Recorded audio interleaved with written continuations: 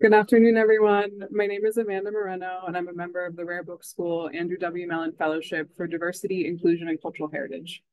On behalf of our fellowship and the webinar symposium working group, I'd like to welcome you to today's conversation titled Archives for the People, Building Ethical Community Archives. I'm joining you from the University of Miami Libraries in Coral Gables, Florida. We acknowledge the ancestral and traditional territories of the Tequesta peoples, the Seminole Tribe of Florida, the Council of the Original Miccosukee and Seminole Nation Aboriginal Peoples, and the Miccosukee Tribe of the Indians of Florida, who are the original owners and custodians of the land upon which we stand and learn. This acknowledgement is one of the ways in which we work to educate ourselves about this land, its history, and our relationships with the land and each other. Our program today will last for 1 hour and will be hosted webinar style. We'll begin with introductions of our panelists and then move into a moderated Q&A discussion. After that, we will continue the conversation by addressing questions submitted to the Q&A box. We'll conclude the program by offering a worksheet with practical tips for community and personal archiving initiatives. This webinar is being recorded and will be available on Rare Book School's YouTube page in the coming weeks.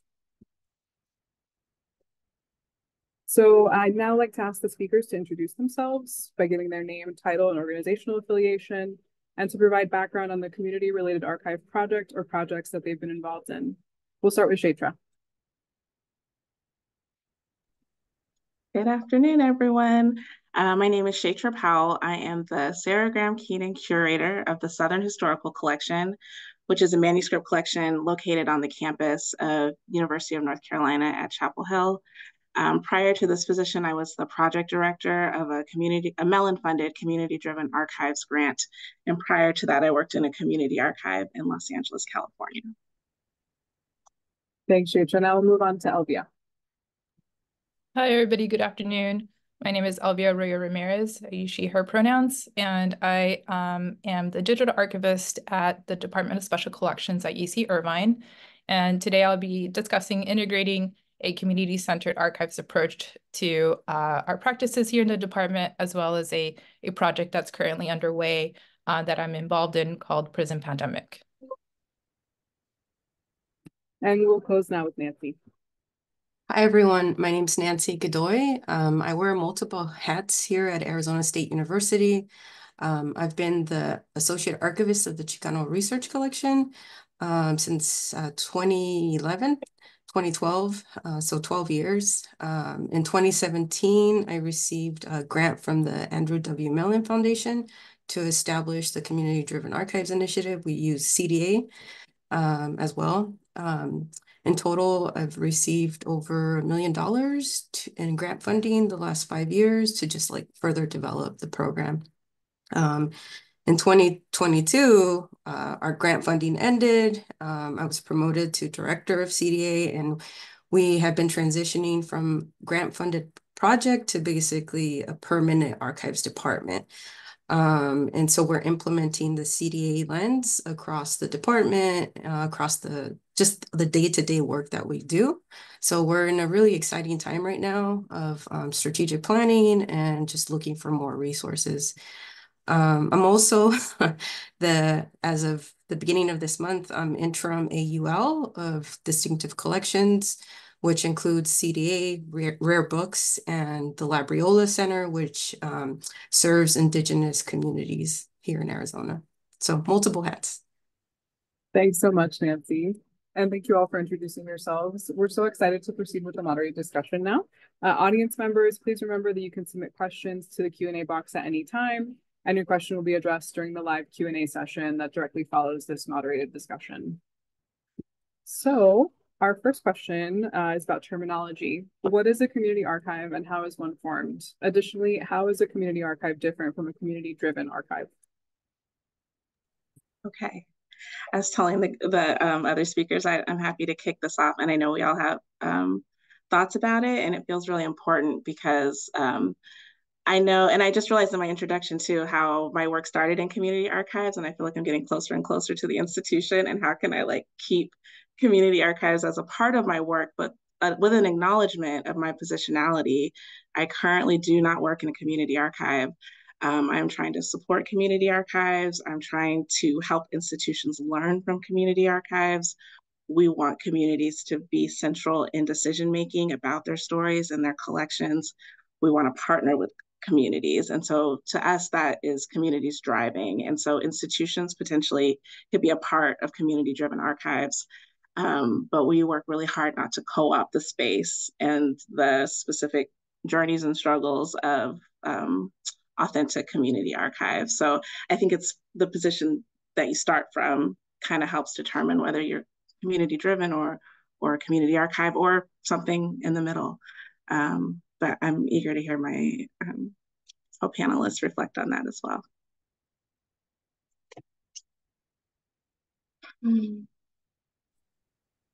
So I definitely echo what Chaitra just said about positionality, and I'll start off by saying that I work in an institution, an academic research institution, public University of California institution. So definitely acknowledging that there's privilege representing and being part of that space, right? And trying to be mindful and respectful of independent grassroots initiatives that are for a community and by a community rather than someone that is employed at an institution, right? So very different, I would say, priorities and ways of thinking and doing this work. But I define community archives as both physical and digital spaces, right? So the actual space that exists, as well as collections that are put together that document the lived experiences of a defined community, right? So community archives are, I would say, distinct from mainstream archives in that they center the lived experiences of a community. And I would say that for me, that definition doesn't go too far. Like I want it to go further. And to me, the community needs to be underrepresented, right, in the historical record. So of course, acknowledging the positionality of someone that or an archivist that works at an academic institution, we have to acknowledge the history of exclusion that has occurred from these spaces, right? And people that have been employed in these spaces towards histories of people who are marginalized, people coming from marginalized communities, right? So I would say that community archives exist to fill in the gaps, right? That from that history. And I would say that community archives are act as sort of sites of resistance, right, to this erasure that really it's an erasure of everyday life from people coming from these communities, right? So I would say that the differences between a community archives space and a collection or group of people, right, is different from community-driven archives. I would say that community-driven archives approaches are available to people like me and people like other people who are working in institutions like academic institutions, right? So you can be community-driven in your approaches to the work, right? But then the spaces and the community, I think, are very distinct, right? So there's community archives and then there's community-driven archives. And here at Irvine, we like to say community-centered approaches to the work.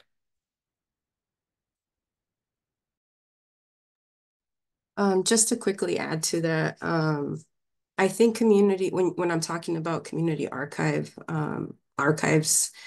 I think it has a different meaning for different people, depending on who you ask, right? And if you were to ask a professionally trained archivist, they would probably say it's a repository. It's where we have store archival materials, right? It's for me, it's very dehumanizing, the definition, right? And then if you were to ask like a community member, what is an archive? They probably wouldn't know. That's the reality, that they probably wouldn't know what an archive is. And we've seen that in the community outreach that we do. We've had to teach people some of these concepts. Our communities are traditional memory keepers, but they don't necessarily use the language that we use within the profession. So I think that's very important to reflect on. For me, when I hear community archive, I think it's a space to process collections, community, family collections, individual collections, but it's also a space to process emotions and to reflect on the historical trauma, right, that our communities have experienced and survived. Um, I don't really like to use community-based archives. I don't like citizen archivist. I know that a lot of programs use that language. I think it further excludes people, especially undocumented people who might think that they have to be a citizen in order to be involved in this process of preserving. I think community-based is very research-focused. It doesn't empower communities. And so when we use here at Arizona State University community-driven archive, I think it centers community in every way. And they're involved in all stages of the preservation.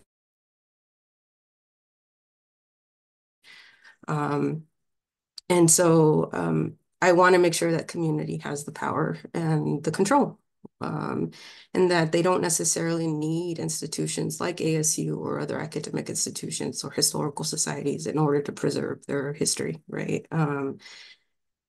I think as archivists, it's our responsibility to provide the knowledge that we have, going through our master's program, grad program, right? And introduce communities to these concepts that we use, and also follow up with action and provide access to resources as well. So yeah, I definitely have been reflecting on the terminology, and I think it's also important to hear from community and, you know, how do they define an archive, right? Thank you all so much. That was such a great place to start from, and it really shows us how important positionality is, how the word choice and rhetoric that we use really affects everyone's experience of the archive. So thank you so much. Our next question is, what are the main principles and values that guide community archiving and community-driven archive initiatives? How might these principles and values differ for those that institutional repositories follow? Yeah, I really wanted to pick up where Nancy left off, thinking about an expansion of the terms that we use in terms of thinking about, you know, classically trained archivists considering evidentiary value or research value of these materials. How can communities help us understand like cathartic value? You know, what stories help people heal? Social justice value? What stories help people, you know, combat systems of oppression in their communities and surrounding areas? So at UNC, we talk a lot about how does this information go both ways. So we can talk about preservation and best practices for digital materials, but what can we learn from communities in terms of why we archive, who archives are for, and how they can be used. So those are some of the principles. I feel like, I mean, for me, I think a lot about the foundations of archives and how they're always political. And especially, I have these really strong examples in my work experience coming from the Mamie Clayton Library in Culver City, where this was a Black woman who wanted the world to know that Black people had done good things, important things. And that is the foundation for what she collected and how she collected. And being here in Chapel Hill, where the founder wanted people to know that white Southerners were great in all these ways and how that forms the basis for the collections that we have. And so I feel like being really transparent with that with communities and letting them know about the you know, the benefits and drawbacks for working with institutions and how they can feel empowered to develop their own collections or their own institutions, and how that's necessary in a lot of ways, is a big part of our community-driven archives. So it's like almost like a history of archives as part of it, as in addition to some of our tools, and also thinking about the life cycle of the work. And so, you know, my department is a curatorial unit, and so a lot of it is outreach and collection development. But we think community-driven archives can be applied to, you know, metadata and cataloging things. Our research rooms, how do we make ourselves more accessible to the communities that we work with? Those are some of the principles, and just trying to understand kind of who this is for, why we're doing it, and trying to make spaces as equitable as possible.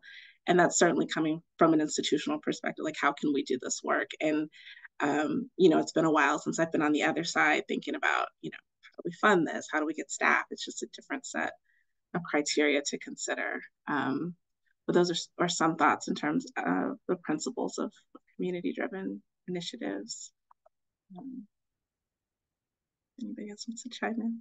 Yeah, just to quickly add, I think so current archival practice, I think going along with what the other panelists have said already, archival practice dehumanizes, right, the communities we're supposed to serve. I think under my leadership, we're shifting from that.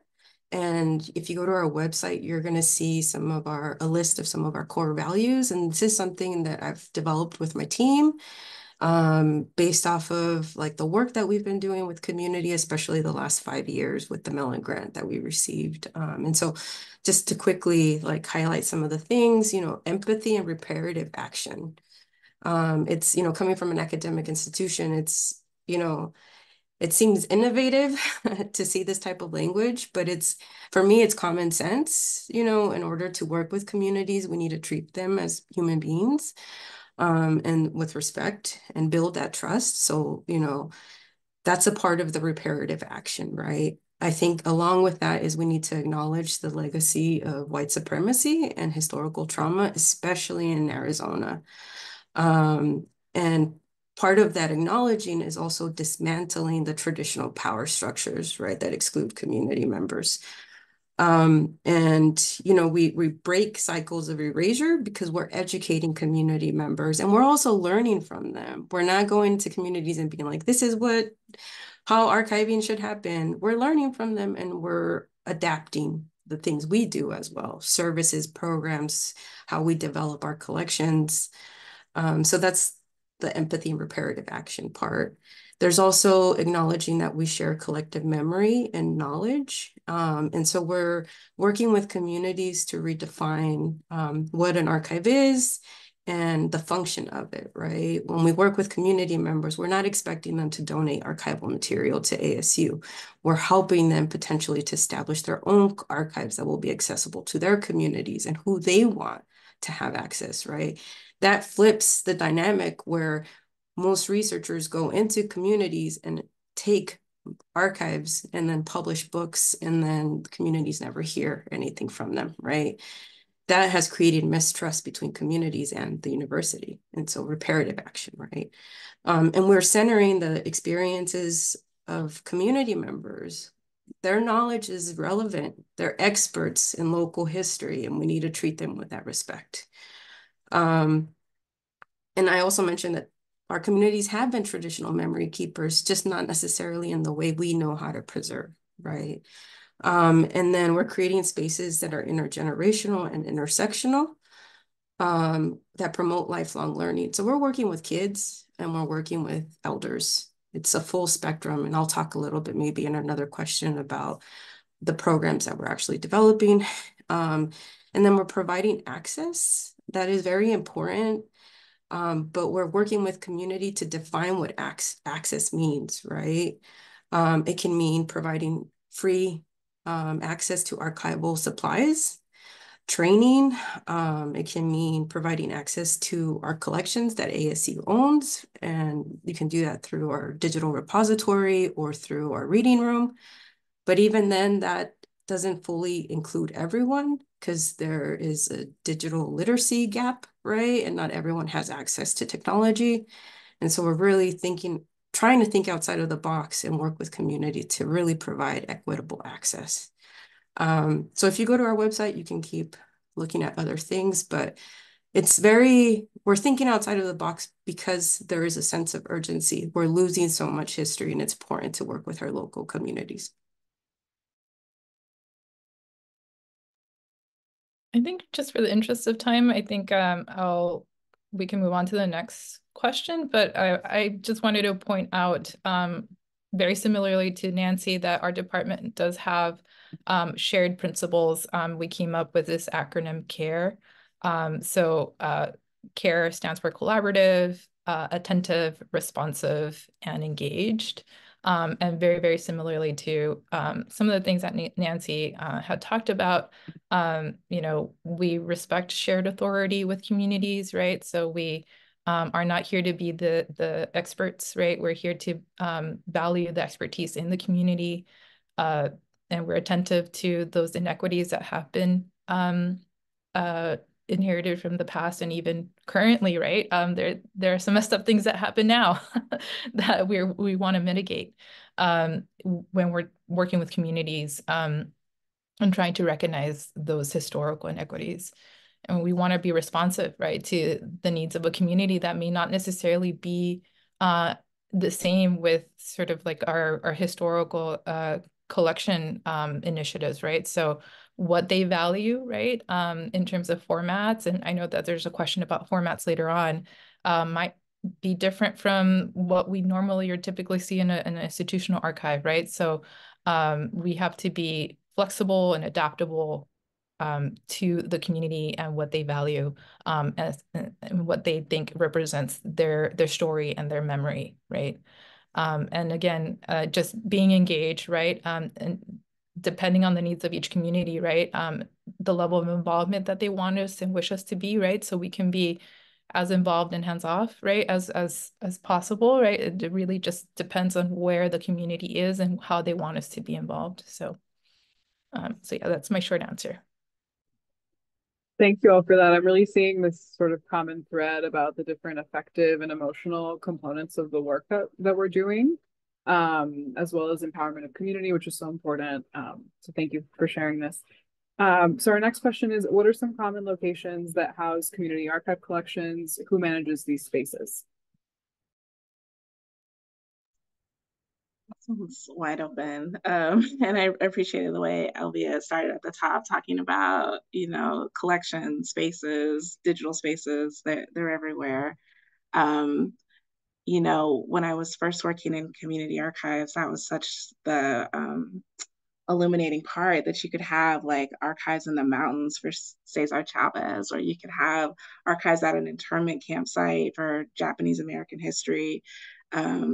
The power of place. I mean, the Mamie Clayton archive was in an old courthouse, and we were able to use that courthouse to demonstrate civil rights stories from the collection. And so, you know, in a lot of ways, I'm so envious of community archives because you get to choose your stakeholders and you can tell stories in the ways that make sense to you. Working at an institution, you have many masters, and it can be very difficult to have a point of view because you're beholden to so many donors and, you know, these like neutral perspectives, as opposed to communities who really get to decide where they stand and decide who can touch it and who can't. And, you know, once again, it's this cost benefit analysis of what does that independence require, but is it worth it? And so it really gets to be a great, I mean, sometimes when I talk about it, I say it's kind of a false dichotomy that we put communities on one side, institutions on the other side. When we know that there are community collections in institutions, we know that institutions work with community archives, like it's more complicated than that, but at least it starts the conversation. And so we can talk about what the, you know, striations actually look like.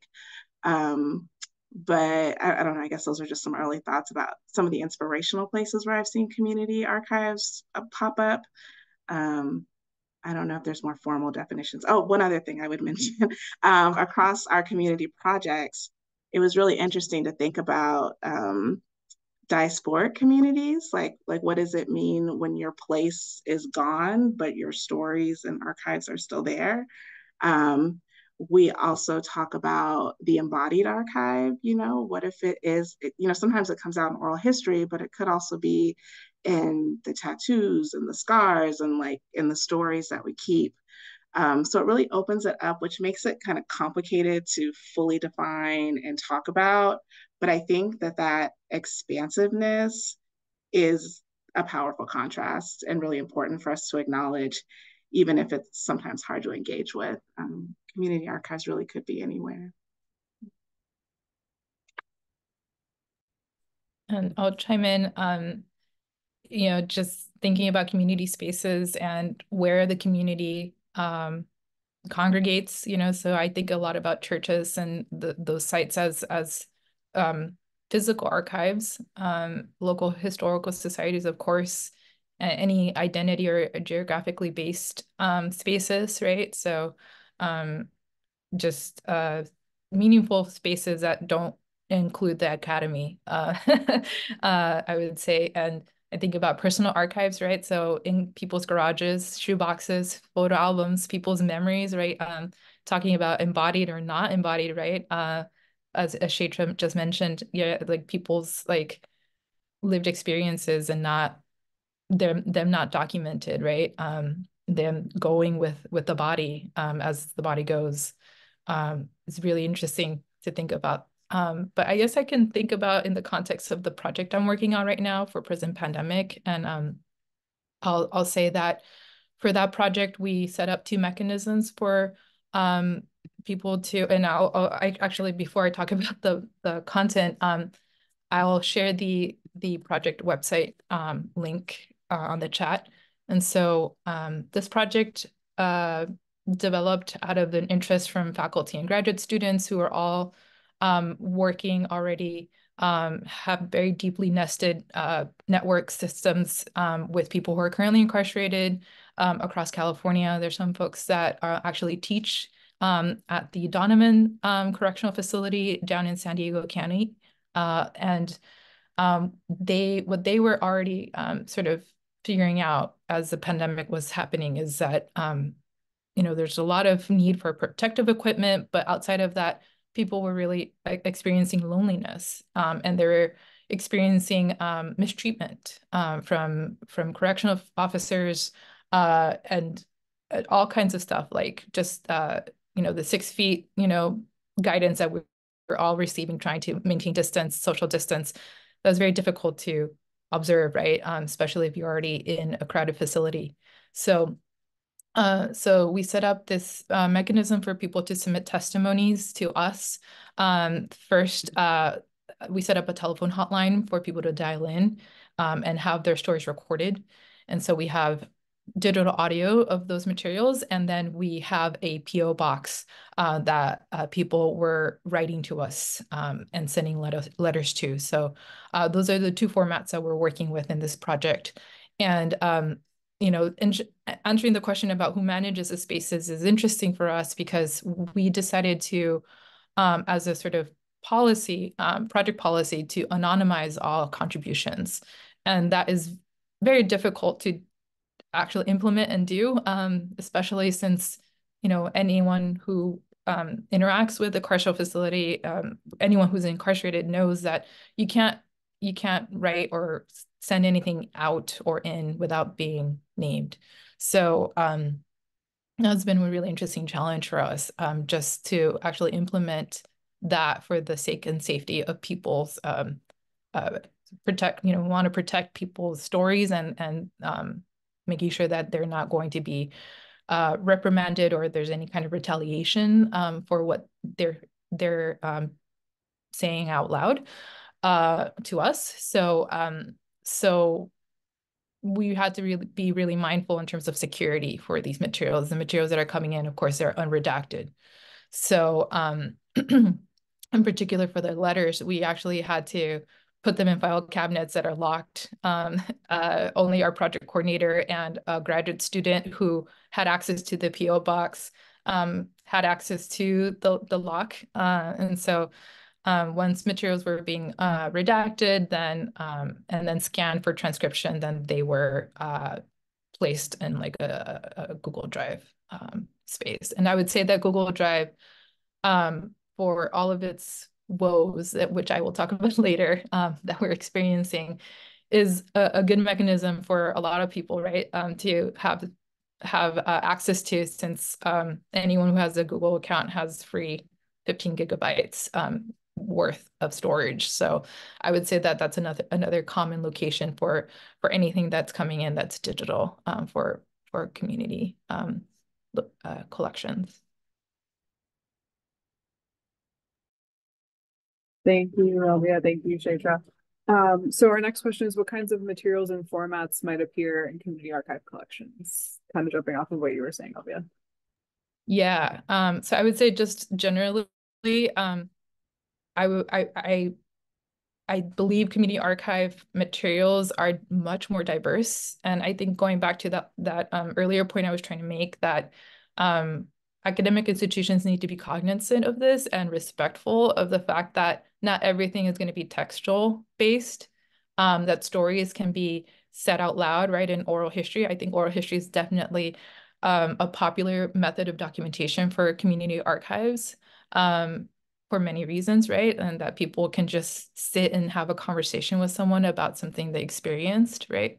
But oh, it's so fun to think about all the formats that we here in special collections we have, in particular with the Southeast Asian archive that we have. So we have scrapbooks, buttons, T-shirts, other articles of clothing, zines, stickers. I think I already said stickers, but yeah, it's really fun. I think we have some hard hats that have come in, and you know, it's difficult, right? As an academic institution, I'm sure I'm not the only one experiencing sort of space issues, right? How to manage those continual sort of needs for us in the long term, but we again, this is part of the ongoing sort of conversations and need to explain to our resources or resource allocators that this is important, right? There needs to be I think more of an open conversation there about, is this really important, right? Okay, if it is, then yes, we'll keep it. But yeah, so I think there's a lot of conversations about evidential value, right? Object value there.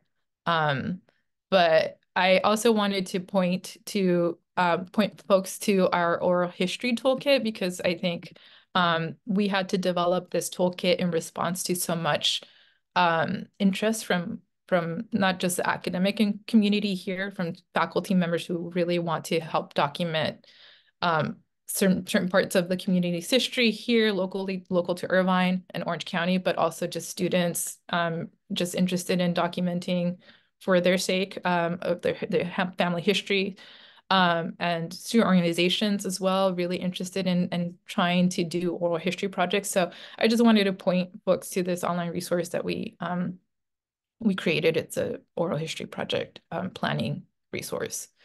For prison pandemic, really interesting, right? Even though we set out to have letters and audio recordings, we got things sent to us in the mail. So we have bracelets that folks have made, artwork that people have made, really, really fascinating content there. Things that we cannot keep. So COVID vaccination test results and COVID cards were sent to us. We can't keep those just for health information reasons. Like we decided that that's not something that we want to be responsible for. So I'll just stop there. I know that my other fellow panelists, I'm sure, want to chime in.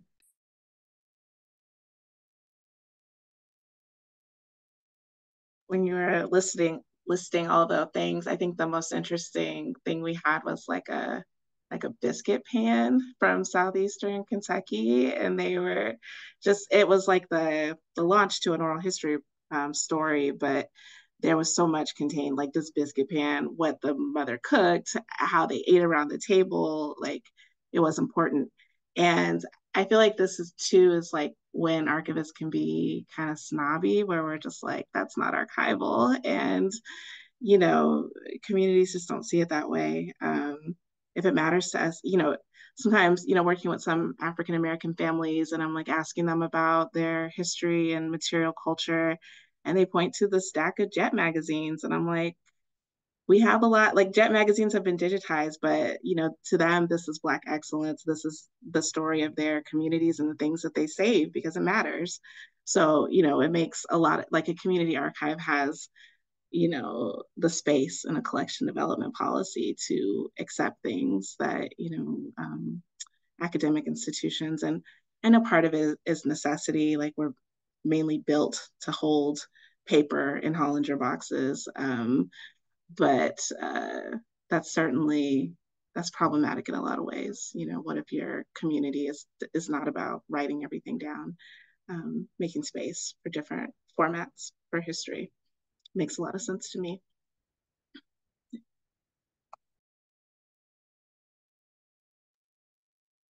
So we have about 10 minutes until we wanted to get to Q&A. So just FYI for the presenters. I'll move on to the next question. Some community archivists may not have formal training in archival collections care or in heritage preservation. How can these archivists access the knowledge they want and need? Yeah, I think I can touch on that. We have similar to Chaitra, our institution has been developing resources for community members. So if you go to our website, we have digital toolkits for community members in Spanish and English on different ways of preserving, not just like the traditional sense, right, which is like preserving manuscripts or photographs.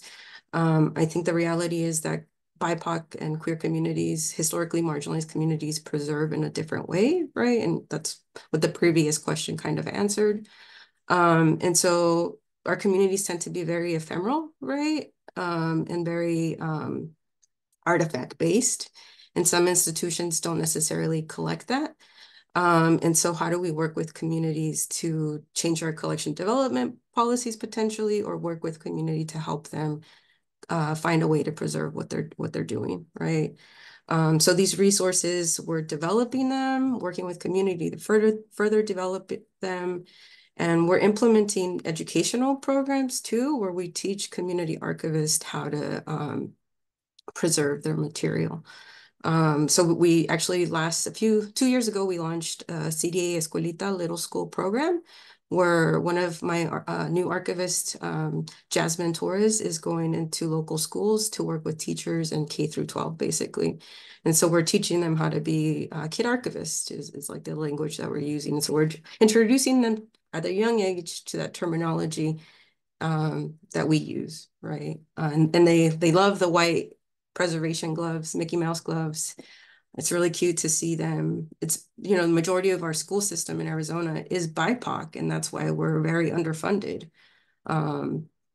So we're trying to come up with, innovative ways to go into the community and share knowledge. And then we also launched a community archivist fellowship program.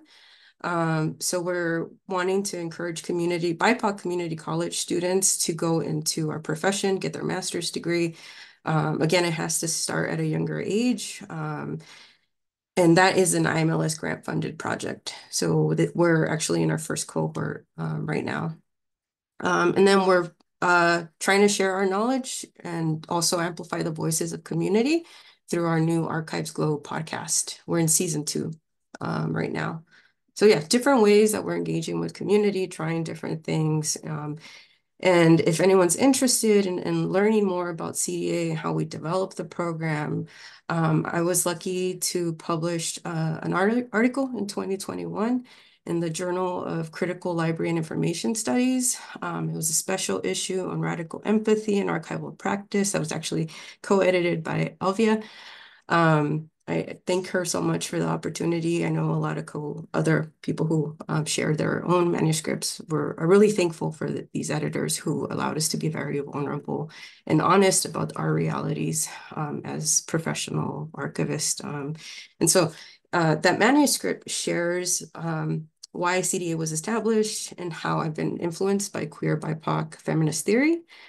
Specifically Gloria Anzaldúa, who believed that conocimiento, knowledge, can be used to decolonize the minds, bodies, spirits of historically marginalized communities. So when I think about community archivists, they're memory keepers who can help our communities heal in their journey through memory, through archives. And so I think community archivists, once they start processing their own archival material, they're also processing emotions and trauma.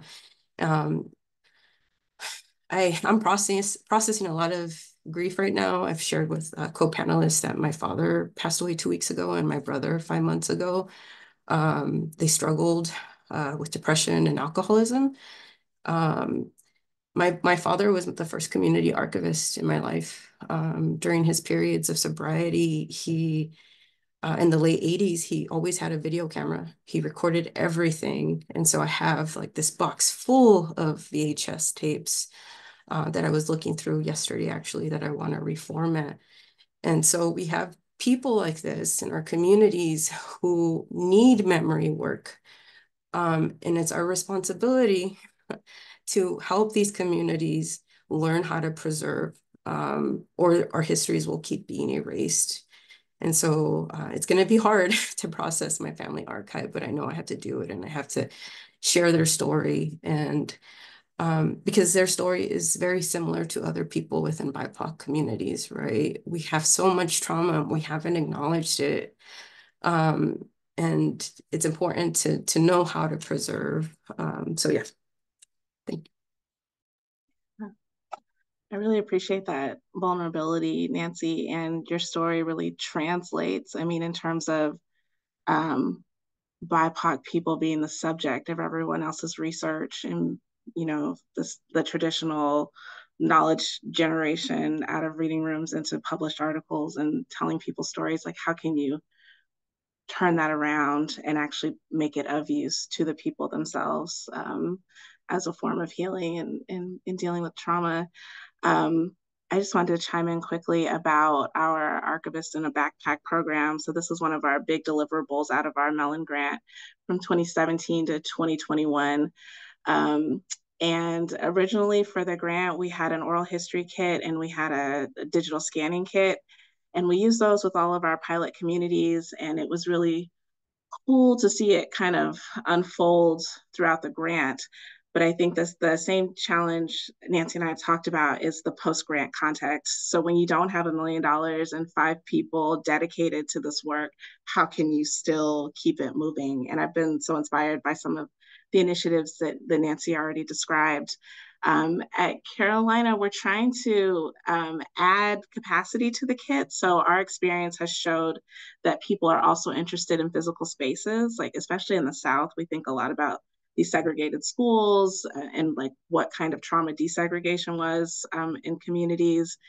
We're thinking about graves, cemeteries, schools, churches, and so these places. So we've developed a kit around physical space that we're offering to communities. And we're also offering a kit around artifacts. And so as we encounter trophies and quilts and three-dimensional objects that people wanted to preserve. And so we added those two to the oral history and the digital scanning. And, similar to Elvia's point in the beginning, we're trying to vet communities to make sure that it's like marginalized groups that need the resources. And those are the ones that we're giving them to. We're trying to create spaces for them to talk to each other about how it's going and what's working and what's not through these Archivists in a Backpack drop-in hours. And so once a month, our community archives program manager is facilitating these conversations with people who have the kits. So we're really interested in iterating on this, making it sustainable, and learning from others in the space to figure out how we do it. I mean, I think there's a very specific context of the South. Because of the rurality of it, communities are so far from each other. And the history of erasure and oppression, it's like, there's a local history museum in every county, but it's probably not telling the story of everybody in that county. And so, how can a place like a regional archive like UNC Chapel Hill be a resource? And so I guess kind of a concluding point is I feel like context is everything for community archives and community-driven archives. And so our own history, our own legacy, our own collections inform the kind of communities that we want to work with, and inform the way that we do this work. And I know that's true in Arizona, and I know that's true in California as well. So I would encourage anyone who's considering it to think about their own institutional context and do the things that are making sense for their particular spaces and places. So we're right on time for Q&A. I'm going to listen to the Q&A portion of the discussion. And we'll start with a question from Nicole Hernandez. What are common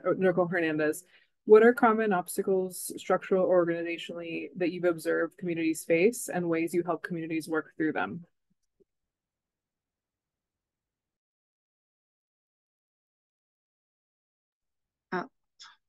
Distrust is a big one. I think communities that I've encountered have been really concerned about putting things in the libraries. They're concerned that things will be used, they won't get credit for it, people will make money with their stories and they won't get credit for it. And so trying to make it more of a risk analysis has been my strategy, where yes, that could happen if it's here. But what is the capacity for a community to manage these things? How would you feel if they disappeared because of neglect or have it here? And just trying to give people as much information to make the most informed choice about what to do with their materials. But legacies of institutions, like people aren't forgetting what our institution, and especially a public state university, that your stuff becomes state property. Like who wants that?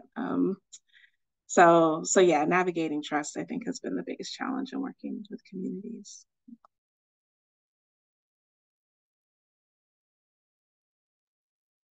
I would say that the fact that Prison Pandemic was developed out of UCI and the limitations of what it means to work with a community and being employed at an academic institution.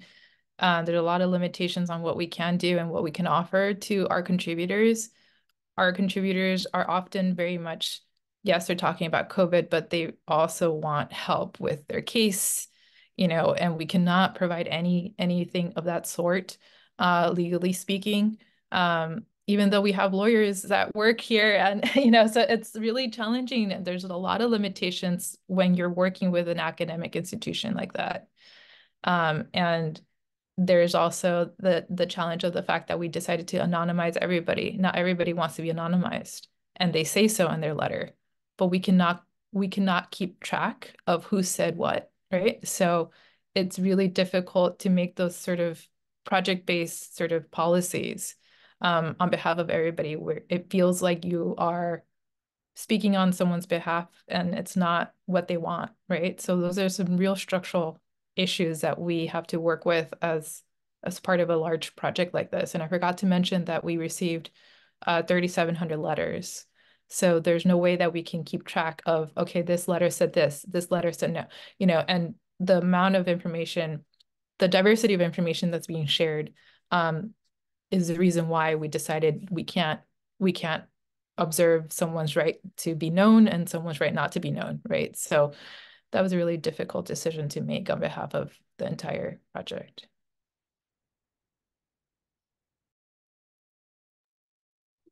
So we have a question from Tamara Livingston.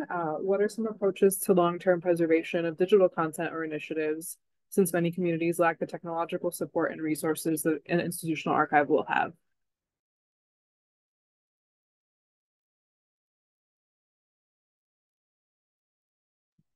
Anybody want to chime in, or I can chime in?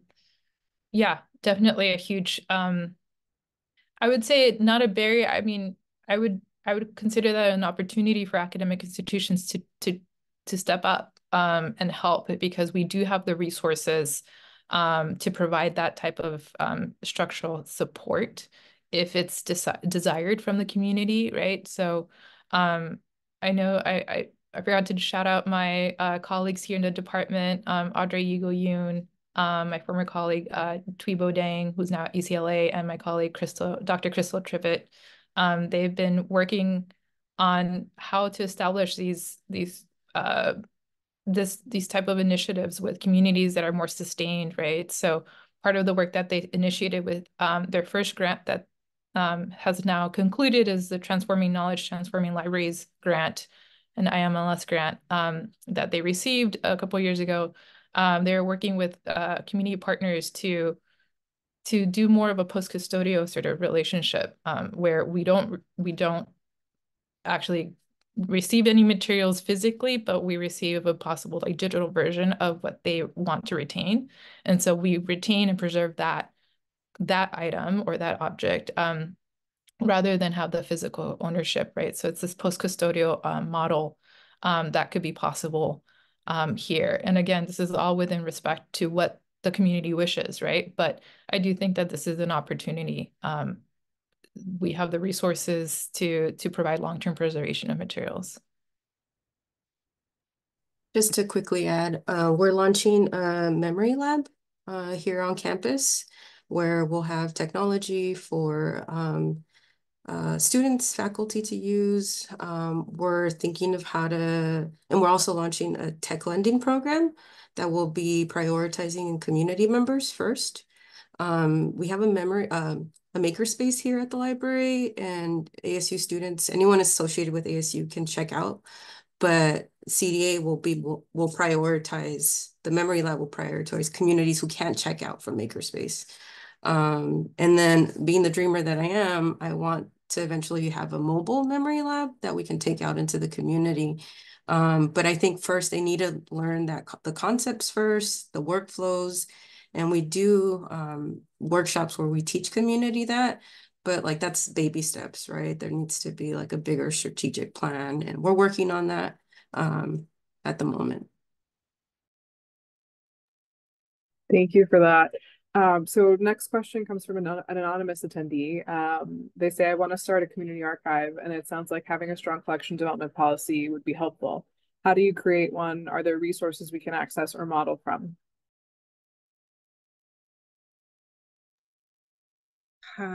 That's kind of an interesting question. I mean, I feel like here in Wilson Special Collections Library, we've been working really hard on a collection development policy. I mean, it's so powerful because you can decide what is appropriate and what's not.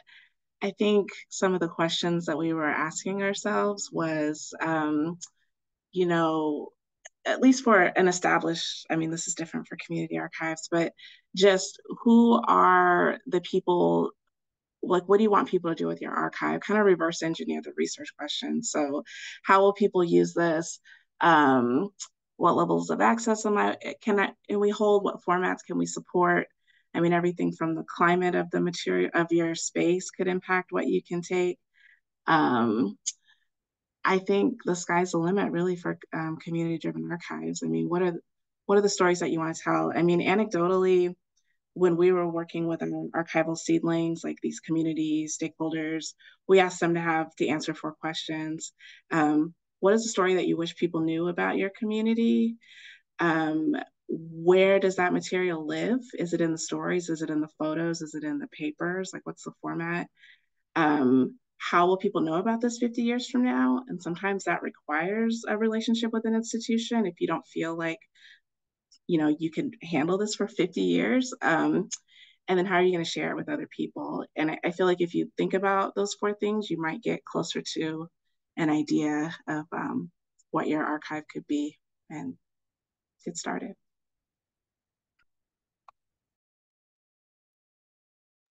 I just want to drop this resource that Audra, my boss, just told me about. It's the Tacoma Public Library put together a community archives toolkit, and I was reading through it, and it's so thorough. I highly recommend a read. And I think there's a lot of resources there on how to start a community archive. I'm happy to share our collection development strategy document as well.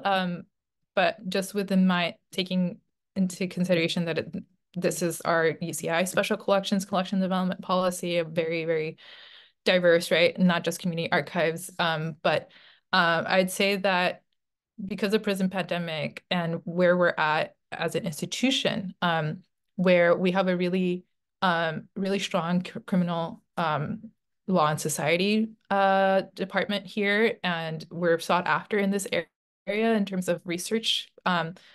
Special Collections and Archives actually decided to create a brand new collecting area called Prisons and Society. And so that's one thing I recommend thinking about, right? So if you're working in an academic institution, don't just say, oh, I just want to start a community archive. Really think about whether you're the right place for documenting that specific community or, story, right? And for us, prison pandemic made a lot of sense for, the initiatives that are already happening here on campus.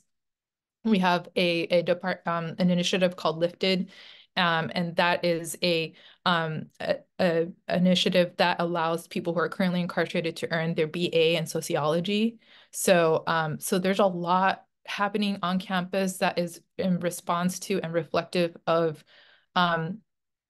acknowledging existences, right? Lived experiences in prison currently, and people who are out of prison as well. So we have undergrad scholarship program as well. So students are formerly incarcerated that are currently matriculated on campus. So there's a lot happening here. And we felt like, you know, we're just being responsive to existing initiatives that are already happening on campus. So that's the reason why we decided to establish a new collecting area in this area. Thanks, Sylvia. I'm going to do one last question and then I'll do closing remarks. So we have a question from an anonymous attendee. Do you have difficulty with Western-based approaches of provenance regarding arrangement and description of community-based archives? How do you ensure appropriate context is captured?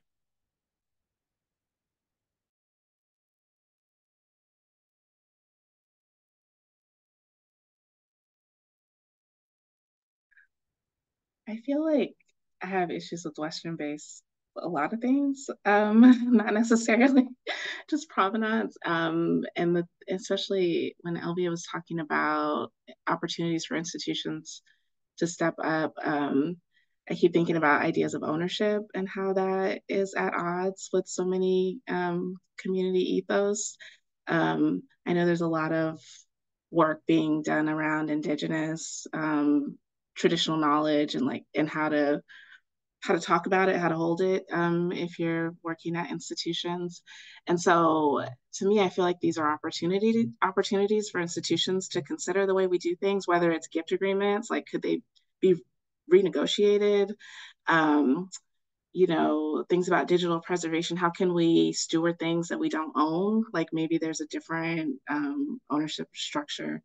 So those are some of the things I've been thinking about. I mean, my thoughts aren't as cohesive around provenance itself, but I know Jared Drake used to write about that a lot. I mean, maybe it's getting at kind of the about us as opposed to by us kind of collections, where we run into that a lot here in the Southern Historical Collection, where this African American history is kind of locked up in this plantation record. And so how do you disrupt that to actually use those scraps to an extent, but also add to it in the voices of descendant communities or folks that are reflected in those stories. So we're getting at it. I think we are all understanding that some of those traditional strategies, kind of the basis of a lot of archival theory, need another look, and we need other ways of thinking about our work and ways of structuring the information. Thank you, Chaitra. I'm so sorry we've run out of time. We had so many questions, a really thoughtful engagement from the audience. So I'm very happy to see that. I want to give a virtual round of applause to our panelists, Nancy, Elvia, and Chaitra. Thank you so much for participating in this amazing panel. I'm sure I could speak for everyone when I say that we're inspired and empowered by the memory work you all are doing in collaboration with diverse communities. We also want to thank our audience for your thoughtful engagement with the topics presented today. We'd like to thank the Rare Book School and the Andrew W. Mellon Foundation for sponsoring this webinar, and Joy Ellen Williams, our working group facilitator, for all her help in keeping us organized as we develop this program. Joy Ellen, we couldn't have done this without you. We'd also like to send a special note of thanks to my colleague Yvette Udia at the University of Miami for hosting us on Zoom today. Finally, we've added a worksheet to the webinar chat that's available for everyone to download. This worksheet provides a few basic and practical tips for community and personal archiving. We hope the worksheet will be helpful as you engage in archival work, and I will also send all of the questions that we didn't get to our panelists, and hopefully they can help us out with some answers on those, and we'll send those out. Thank you all for attending. Have a great rest of your day. Thank you.